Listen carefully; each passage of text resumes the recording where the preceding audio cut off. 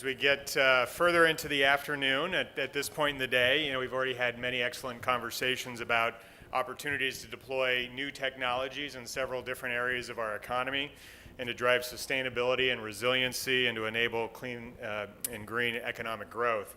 And I think a lot about these issues in terms of our public infrastructure, and we generally think of public infrastructure investments as long-term investments that are critical in fostering public services and enhancing economic activity.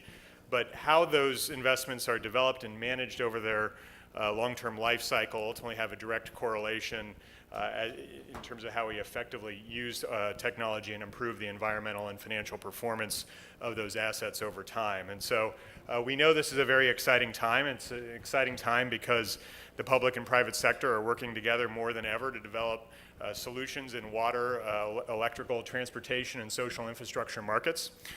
Yet how we bring together the public and private sectors can be challenging, but it's the key to facilitating new investments. So we've got a great group here today to talk about these issues, about the next generation of capital and finance partnerships, and about how we accelerate public sector adoption and speed to market. So we have two investors from the private sector, Andre Lycée-Metho and Jonathan Rosenthal. Andre is the founder and managing partner of Cycle Capital Management, an impact investor and a most active clean tech venture capital platform in Canada. Jonathan is a serial entrepreneur and private equity infrastructure investor. He's a managing director at Saybrook Management Services and currently serves as the chairman of one of the largest port trucking companies in the Los Angeles and Long Beach harbors. We have a public sector investor, Danny Kennedy.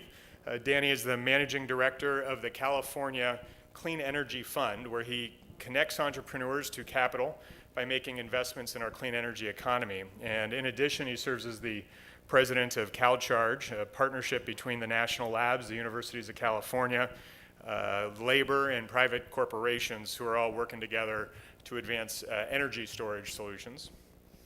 And finally, a public sector leader, Josh Shank. Josh is the first ever innovation officer, chief innovation officer for the Los Angeles County Metropolitan Transportation Authority. Josh is leading change because he's been implementing new programs and policy that has been enabling the county to put private investment, private sector to work to address our region's most acute mobility problems. And before that, Josh had previously served as an advisor to then Senator Hillary Clinton and held leadership positions at the Eno Center for Transportation and the Bipartisan Policy Center. So as we start our conversation, we'll turn to you, Josh, and perhaps ask you to describe what you're doing here in Los Angeles County and come back down the line for introductions from everyone. Great, thanks, Dan. I want to describe what I do with respect to private investment in major capital projects, because I think it's the critical lens by which we want to view this. So think about how LA Metro is positioned over the next 40 to 50 years. We're supposed to deliver about $120 billion worth of capital investment in our transportation infrastructure in LA County. That's a tremendous amount of investment. The traditional way that we deliver that investment is that we use the sales tax revenue that's coming in, and we, to some extent, borrow against it in public sector markets. But we are using that to bid out our contracts either on a design build or design bid build basis with purely public financing. When you do your projects that way, as a public agency, you are assuming pretty much all the risk for those projects. The tremendous amount of risk that we are undertaking. And in the history of LA Metro, we have always taken on that risk. What we did in creating this innovation office is to say, maybe we don't need to take on that risk every single time we deliver a project, especially if we're going to be delivering $120 billion worth of it. And so we created a P3 office at Metro that is dedicated to figuring out where and when it might make sense to bring private financing to bear and transfer some of that risk and perhaps even accelerate some of the projects in the process.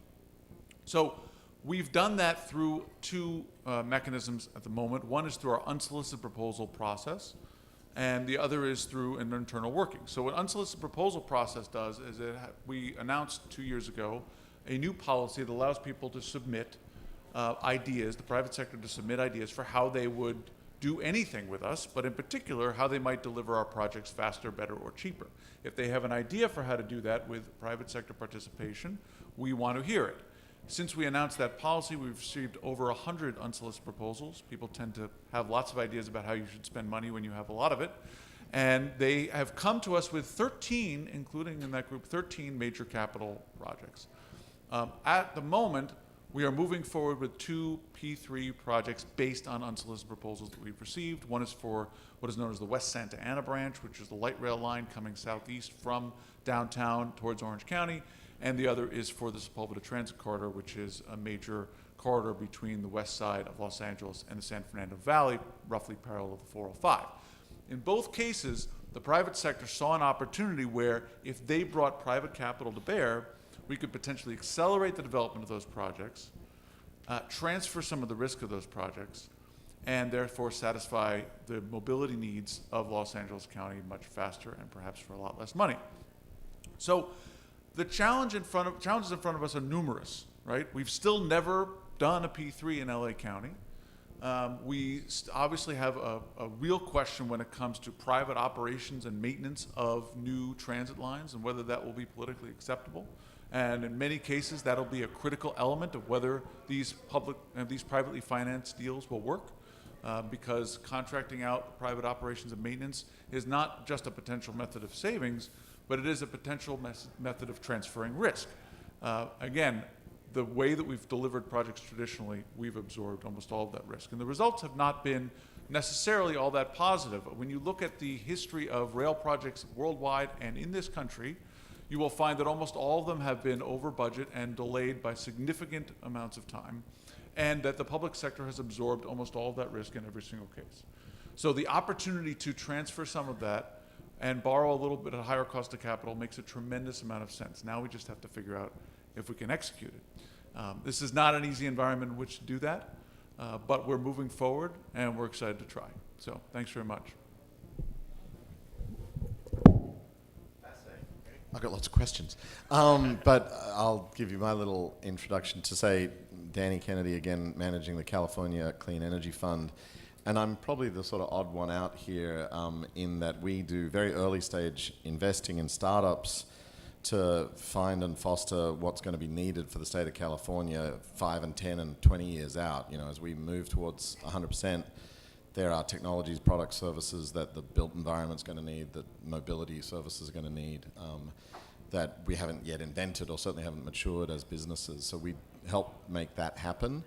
And we are actually, you know, I was described as a state investor. It's state funds, true, out of the rate base that you pay as citizens here in California, a program called EPIC that the CEC gathers every year out of the rates. And is reinvested through us, but we are actually an independent nonprofit. And I think maybe the interesting innovation here to talk about is actually the nature of the California Clean Energy Fund, which is this sort of separate community organization with a board and governance, which makes it accountable really to a community directed towards achieving the climate and energy goals of the state, but charged in the case of the CalSeed Fund with administering these funds as a normal sort of investment manager in a sense. And you know, I think that's kind of far-sighted because it allows the state to move more nimbly and more market-like, more entrepreneurially, if you will, while also achieving explicit goals and strategies that the state has. It's sort of classic entrepreneurial state activity, trying to not just crowd out or crowd in good behaviors, but actually to dynamize the market and partnering with us as the institution to do it. So we've actually been doing this for 14 years. Various pots of funds over time. The first one was $30 million out of the settlement between the Public Utilities Commission and the IOUs in the IOU in Northern California that was responsible for the problems around the bankruptcy in 2000 and the energy crisis in 2001, which led to their bankruptcy. And out of that settlement came $30 million to little ol' us, which we then spread into companies like Tesla, who you may have heard of. We were in this very early investments in that one. My predecessor sold way too early, so we have to go out and fundraise every year still. But it's an interesting model that I think is relevant in the effort to try to accelerate this transition, because if we leave it simply to state actors or simply to the market, we'll continue to see failures, and maybe it's this sort of hybrid that can achieve some change. I'm André-Lise Méthode from Cycle Capital. We are a Montreal-based firm with footprint in Toronto, Seattle, New York, and now in China. We have 4 funds under management, including an accelerator. Our investors are essentially industrial people like Rio Tinto, Alcan, Brookfield, Pulp and Paper Company, Gas Company, pension funds, union labor funds, and sovereign fund, essentially Quebec government. We invest around 150 million last few years, and we'll leverage 1 billion in equity in our deals with very sophisticated and very thorough co-investors. And I think people like BMW, which just did an amazing deal with BMW Venture for their play in EV. We are investor in GaN system. It's a gallium nitride packaging for chips. We can provide 15% more energy in your Tesla investment and in BMW new cars in 2020. Things we will love to do. We have co-investors like BlackRock, TPG, and others. I will say, in general, in clean tech, it's always too early, always too long, always too tough, but it's real, and we need to find multiple ways to accelerate the deployment. It's not just about money, it's about real experience to understand how we can scale up this industry through a real experience from our industrials around the table. I will say at Cycle, it's one of our obsession. Big syndicate, a lot of experience, play as a team, and build incredible and global company. Probably I will want to touch it because we spend a lot of time in the Chinese market. It's a real one. I will say Canada, it's a little one. USA, it's the biggest one, bigger than Canada. But when you spend time in China with 10,000 funds who invest in different sectors of the IT, clean tech, and others, we are a tiny part of this story on Earth. So I think it will be interesting to touch the Chinese market. Well, I'm learning that on this panel I'm a little fish out of water, but we do have a few things in common. So my name's Jonathan Rosenthal. I, for the past 30-some years, have been involved in private equity. So I am not a public sector person. I come from the private sector, although I'm now spending a lot more time working with public agencies. I've spent my time trying to find systems that are broken and then investing in those systems or representing large investors who are invested in those systems. So I spent 10 years trying to reorganize the airlines. So I was very fortunate to be asked to reorganize an airline called United, which was the first airline to go into bankruptcy back in 2003.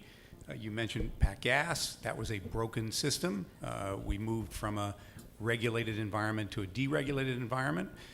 They filed for bankruptcy, and I got hired the next day by the bankruptcy court to try to help reorganize Pacific Gas and design it for a new environment. So that was, really an interesting 3-year gig. So that's kind of how I've spent my time, either investing in broken systems and trying to make them more efficient, or representing investors who had big positions in those systems. And that has taken up so I've done that with about $200 billion over the past 30 years. In the last 6 or 7 years, we focused on the freight ecosystem. So everything I've done is moving something, right? So I think about logistics as a system that moves something. It could move somebody's rear end in an airplane.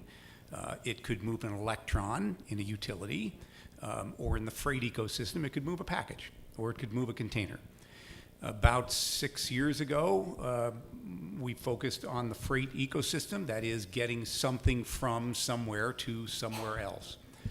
Looked at that pretty carefully and said, this is a completely broken system, which I like. Show me a well-run system, I'll show you a place we can't make any money. So this is a system that has the perfect dynamics. Rapid disruption, so we all know that the freight ecosystem which is moving packages, moving containers, moving stuff. You just can't imagine how big that, anybody know how big that is? Just here in Los Angeles, anybody know the percentage of imports here in Los Angeles that represent the U.S. overall percentage? 40%, about 40%. 42%, exactly. 42%. I noticed in the write-up, somebody said that in one of the write-ups, I'm on another panel on ports, that Los Angeles is the fifth largest, Los Angeles Long Beach is the fifth largest port complex in the world. It's actually not. It's actually the largest. It's the largest when you think about a gateway. So as opposed to a transload facility, a gateway is something where things actually come inbound into the country. It is actually the largest gateway port in the world. So this has an enormous impact on the world. And we saw that a couple of years ago when the port slowed down and all of a sudden people in Ohio were ready to commit suicide because they didn't have their parts or their Christmas ornaments or whatever. So I've made a practice of, so we bought trucking companies in the port complex, which are called drayage companies, moving containers from the port to the first distribution point. We bought data analytics companies. That's a big part of the business, is understanding information. We bought warehouses. We have about 2 million square feet of warehouses that we operate in a 3PL setting. So all kinds of stuff. And the one thing I concluded after owning these things for about 3 years is that all of these participants were not going to fix the system. They don't talk to each other. They generally don't like each other. They generally blame each other. They don't speak the same language. They can't communicate. So I stepped back and we put together sort of a coalition at USC. They have something called Center for Global Supply Chain Management. And I had an idea. And the idea was, Josh mentioned that they had not done a 3P in the county of Los Angeles. Yeah, so I'm here to tell you that 4 weeks from today, we will close on a $150 million investment in a true public-private partnership where the Port of Los Angeles will commit 110 acres in the middle of the port, and we will commit $150 million to build in the transportation world, sort of a revolutionary way to move containers. Many of you may know that the port is pretty congested. You can't get things out. Well, part of it is, if you saw how things get done at the port, like with our trucking company, for example, you would not be shocked. I mean, it's almost a guy standing at a gate with an abacus, right, and a clipboard. It is so technologically backward, and so we are creating basically a hub for containers. There's about 50,000 containers that move through the port a day. 50,000 containers a day. So we'll take about 10% of that capacity, we'll increase velocity by 20 to 30%, and it is a true partnership. We have forged what I think is a fantastic relationship. And let me just touch on a couple of reasons why I think that's, because a lot of people have done this, it's spent 3 years putting this together. One, you need a public agency, and you need a champion in that public agency who believes in innovation and is willing to take some risk and believes the dream. So we happen to have here in Los Angeles a guy named Gene Soroka who's just spectacular. I mean, the guy, works 7 days a week, 18 hours a day. He's just a great guy. And so we've spent 3 years working on this plan. The other thing you need, I get this question a lot because I sit on a couple of commissions in Washington, and people say, well, how do we in Savannah, how do we get knuckleheads like you to come and bring capital, private capital, and invest with us? We'd love to do it. And it's kind of simple. Make some big winners. Make some big winners. There's a cultural divide between public and private. In public agencies, for some reason they think when the private sector makes money, they have somehow done that in a way that is illegal or immoral. And it's not true. But they come to the party kind of with that. So if you're going to make money, I got screwed. Somehow I got screwed. When you invested in Facebook and you made 47 times your money, what did people do? They celebrated. They took you out to dinner, right? This was fantastic. So now you've got people lined up in the Silicon Valley. By the way, the worst asset class of any asset class to invest in, right? Across the board, historically, the last 10 years of venture investing has produced a 0 return. Depends where in Canada. Oh, It's no, different. okay. There's lots of ways to cut slice it. My point is that because we have big winners in the Silicon Valley, and because those big winners are highly publicized, you get a lot of people there with billions of dollars ready to ante up. Why don't you have that in things like the port or ports around the world? Very tough to get private sector investment in. Why? Because there haven't been big winners. Make some big winners.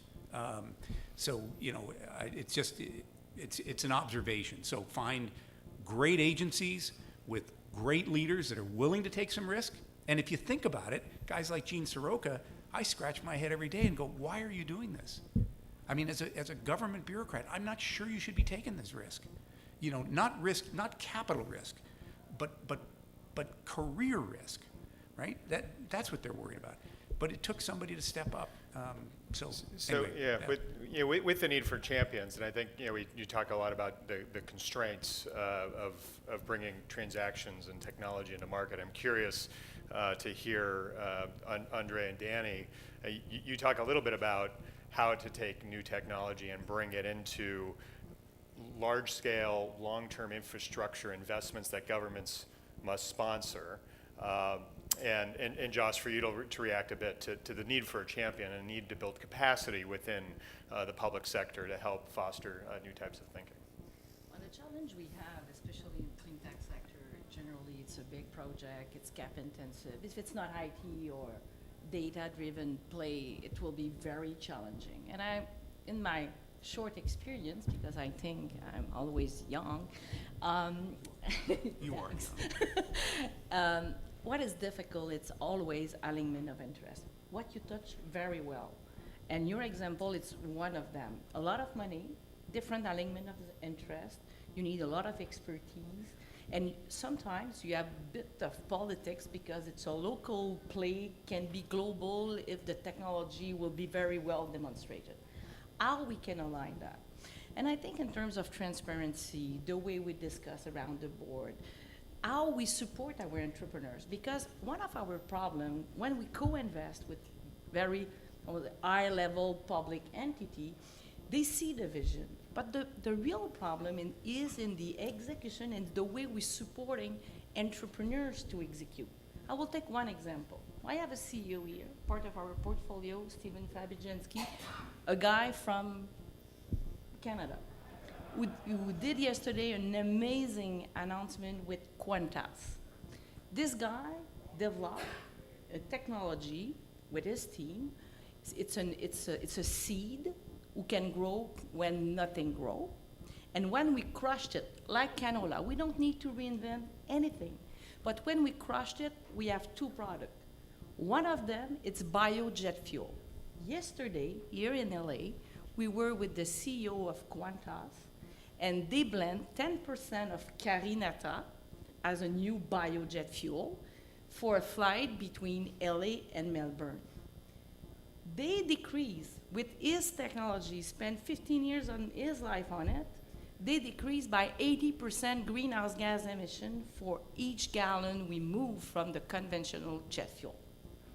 It's not an easy one. It's very tough. I have a co-investor in this room, BDC, a public one.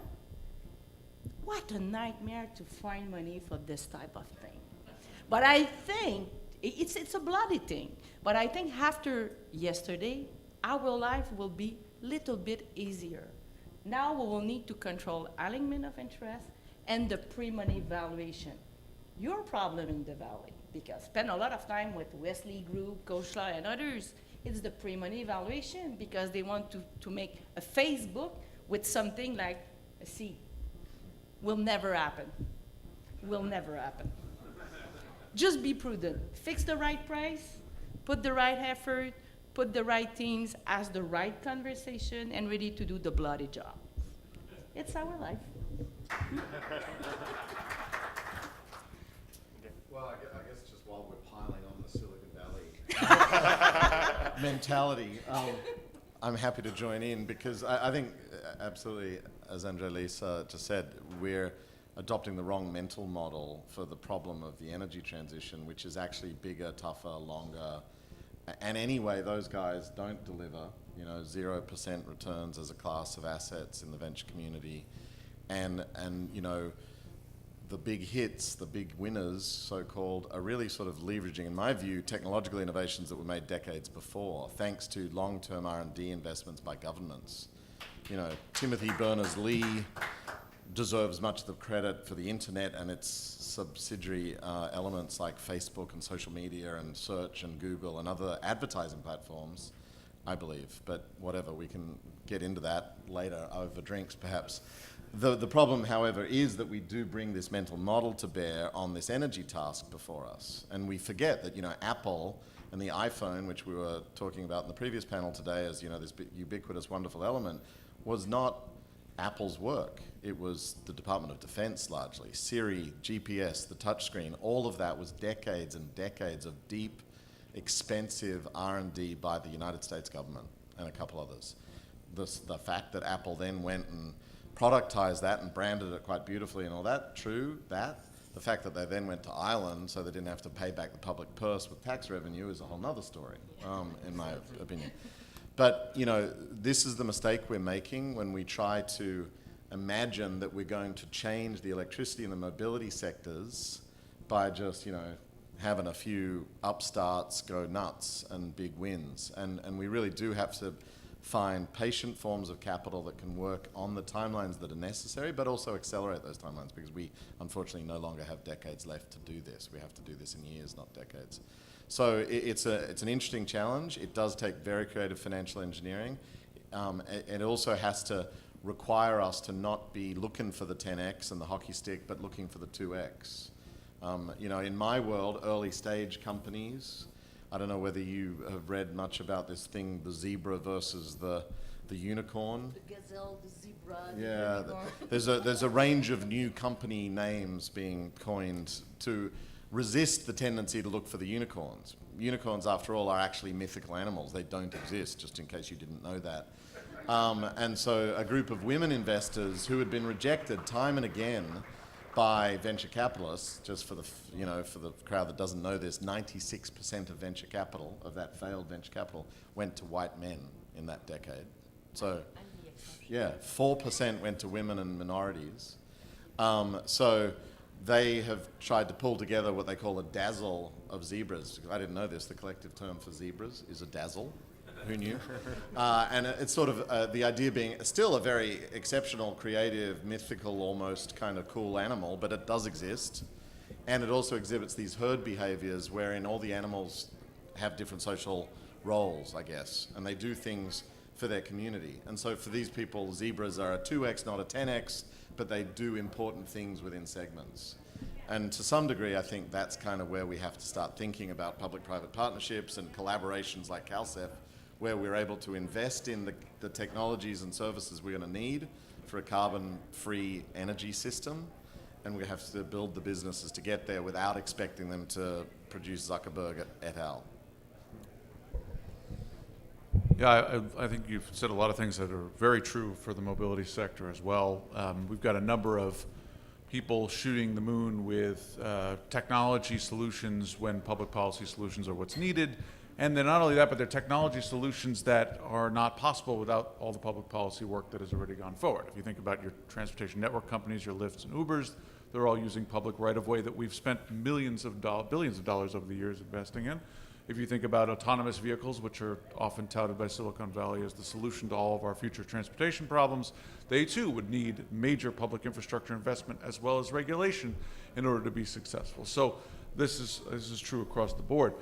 I do think I want to address the issue of profit, because I think it's an interesting one that Jonathan brings up. When you think about the public sector and their goals with respect to major capital investment, they are very different. And it's not necessarily that they're opposed to the private sector making a profit. The question is, what do they get in return for that private sector profit? And the value proposition that we're offering at the moment is not particularly appealing to public officials. this is the problem we have at Metro, which I think we're going to overcome, but it's a challenge. Our board is governed by elected officials. They are not elected to represent Metro. They are elected to represent different portions of the county. So they're going to be responsive to those constituents. So if I'm saying to them, look, spend more money up front, borrow at a higher rate of capital, pay more for the capital, spend more money up front on due diligence, way more work up front to make sure this project works, and then in 10 years, you're going to have a project that's going to be delivered faster, better, and cheaper. That's a tough value proposition for them because they're looking at very little benefit to them and their constituents in the immediate term and a huge cost to them in the immediate term. So the question is, how do you overcome that? And I think the answer has already been touched upon. You have to have a dynamic leader who is willing to take the risk of putting that in front of the board and letting them make the choice. And that's exactly what we're trying to do. We have a CEO who's created a P3 office, who's created an innovation office, to take those kinds of risks and put those value propositions in front of our board. What they do with them is going to be up to them. And maybe they'll say, you know what, I don't want to spend the money up front. I don't want to contract out operations and maintenance. I don't want to borrow at a higher cost of capital. I want to spend the money later, not now, which is typically how elected officials behave. I believe that will be the wrong choice, but that's going to be their choice to make. So I've got lots of questions. I want to turn it into the audience. We're hoping to engage you. Any questions in the audience at this point? Yes.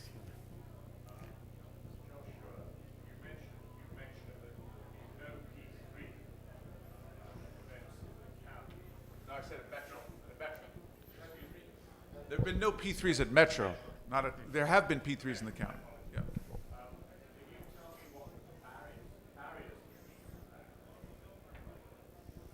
What have the barriers have been? What have the barriers been? Well, I mean, I think I was just explaining what some of those barriers are, right? First of all, we're talking about something that's new, so there's always resistance to things that are new. Secondly, you're talking about something that involves borrowing at private sector rates instead of public sector rates, which is hard for people to understand. I have several meetings, I've been in several meetings internally within Metro where people have said, why would we borrow at a higher cost of capital to deliver this project? We can borrow at a lower rate. This makes no sense. That's because people are looking at it through the lens of, we want to borrow at the lowest possible rate, rather than what's the overarching goal of this project, and do we want to potentially pay a little bit more for capital and then transfer some of that risk and accelerate the project. That might be worth it. But people tend to look at things through very siloed lens of what they want to achieve. And then another issue is that when it comes to making P3s happen, you have to put a lot of upfront resources. Right now, we're planning to deliver 2 projects by P3.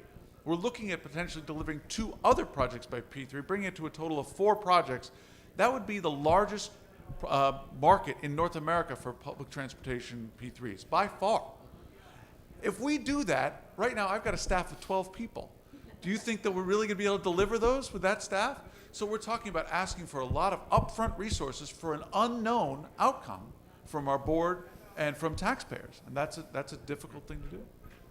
I think you missed. There's the very tail end of his comment. Did you say does that have to do with unions?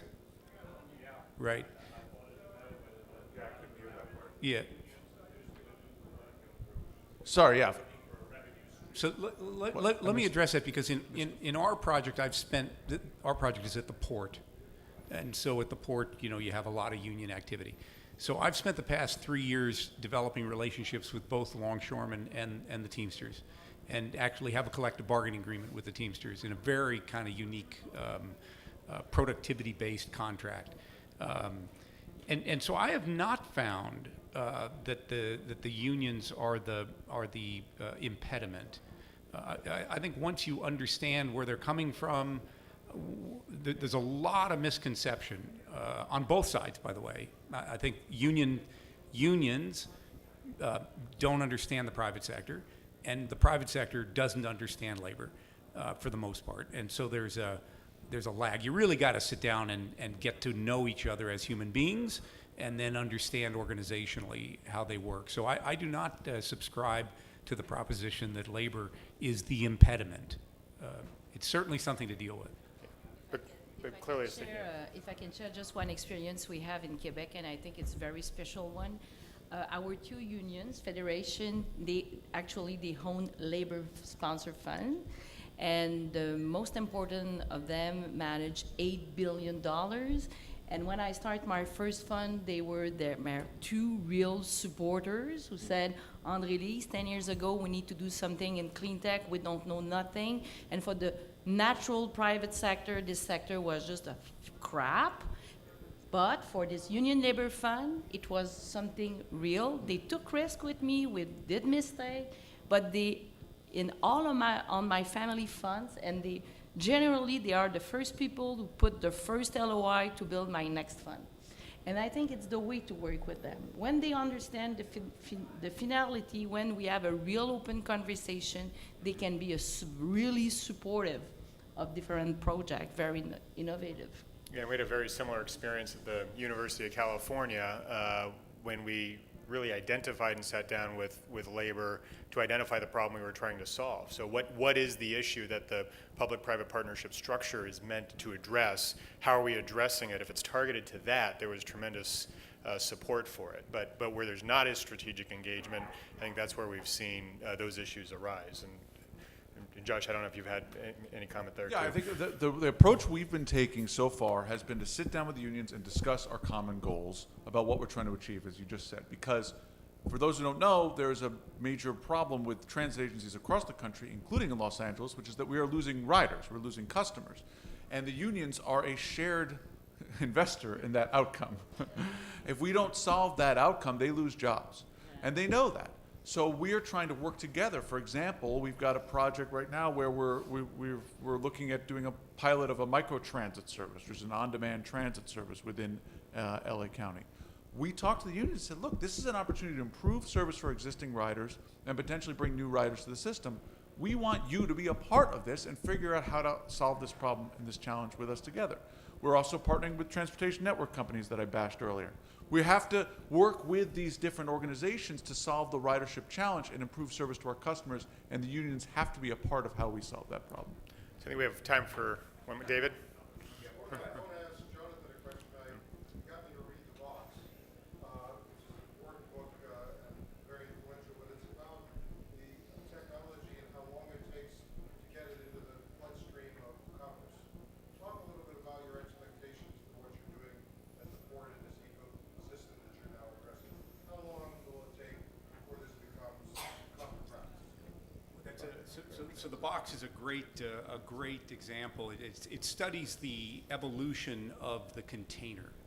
And that really revolutionized everything, where labor is, what kinds of raw materials we use, costs, all kinds of things. And it was and it was one guy. I mean, one guy came up with this idea, and he ran a company called Sealand, and he almost went bankrupt. And it really wasn't until about 1963 that people actually started utilizing containers and container ships. Very efficient, way to move things. So what we're doing in Los Angeles, again, because we have a very progressive mayor, because we have a very progressive port director, somebody that's really willing to look at the system and say, okay, I get it, it's broken.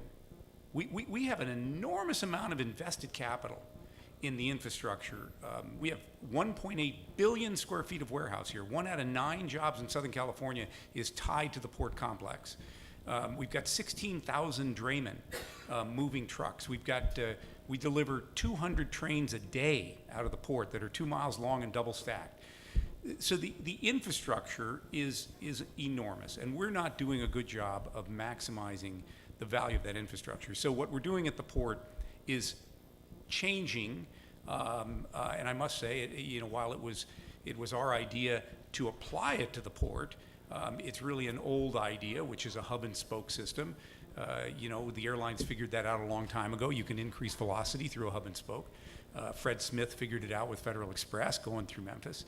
So what we're doing is, rather than have a point-to-point system where a container leaves a terminal, which is highly congested, stacked 6 high, when my truck driver shows up, the average container moves in a terminal 4 times before it leaves the terminal. So it gets lifted and unlifted and lifted, because when my truck driver shows up to pick up a container, it's never at the top of the pile, it's always at the bottom of the pile. So so it's a very, very inefficient system. Inefficient for labor, tremendous impact on the environment. So the average wait time outside a gate is more than 2 hours. So you have idling diesel trucks outside the gate for more than 2 hours. Inside the gate, once you get in the terminal, 45 to 100 minutes. Why? Because it's congested, because the system's not working well. So we stepped back and we said, how do we do this better? And the way to do it better, we happen to have a unique resource here in LA, which is 110 acres in the middle of the port, which is not waterside. There's no water around it, so you can't pull up a boat. So it literally stayed there vacant for 15 years. Not a strawberry was grown on that piece of land. Nothing. It's dirt. Now there's 7,500 acres in the port, less than 2% vacancy. So this is very, very land constrained. And we said, what can we do with that piece of land? We went to the Port of Los Angeles and we said, tell you what, you contribute the land to a joint venture, we'll contribute $150 million to building all the infrastructure. Let's give it a go. And that's what got signed. Does that answer the question? Sort of. Not quite. Go read the box, though. The box it's not about containers. The box is about how it's hard to change systems, any kind of system. So whether it's cell phones or it's VHS Betamax, the box was just an example. So the box was a fantastic idea. Rather than using break bulk, break bulk is you get a sack of potatoes, there's a net, it goes down in the boat, it comes on the dock, it gets dropped, then half of it gets stolen, and it's just a terrible system, break bulk. So the container, you put it all in, and it moves on a container. It's much more efficient. But when you figure out that, well, he wants a container that is 9 feet tall and 8 feet wide and 32 feet long, he wants one that's 8.5 feet tall, and by the way, it has different connection, needs a different trailer. His crane won't work on his. Well, why do they do that? Because they want a competitive advantage. So every time there's a system innovation, somebody wants a competitive advantage. Same thing happened with the railroads. When the railroad started, right, gauge was different. I didn't want my gauge the same as your gauge because I didn't want you riding on my tracks. Well, that's a broken system. That's just a fundamentally broken system. Same thing happened with the cell phone. Until people come together and develop standards and agree to those standards, you can't develop efficient systems. And you just made the case for government regulation across the establishment of standards, There is some. right? There is And there's a role to play. And there is a role to play. There for is the a public role, sector, right? absolutely. Yeah. In the back. So my name's Colin Montana with the California Energy Commission, and I wanted to get at the point of why it is that government and particularly bureaucrats and government officials are hesitant to engage in profit-making opportunities in the private sector. And I think, Jonathan, you just mentioned the railroad has been a whole history of graft and bias and nepotism in this state. And I think that as public officials who are guarding public funds, you have to be very careful to not show any untoward influence to your friends or engage in anything that might look like regulatory capture. So that's sort of the cautionary element of it, and that's why bureaucrats, I think, in general, tend to be hesitant around creating large profit-making opportunities in the private sector, particularly for people that they already know or the ones that they're most likely to engage in partnerships with.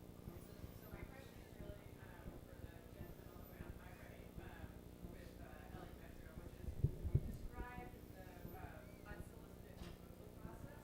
So how did that work as a public sector employee and somebody who generally has to go through a competitive solicitation for those types of proposals? So how did you evaluate that and how did you sell it internally? So I should clarify that the unsolicited proposal process does not circumvent our normal procurement processes. What it does is it puts in front of us an idea that we might then take through our normal procurement processes. So we received unsolicited proposals.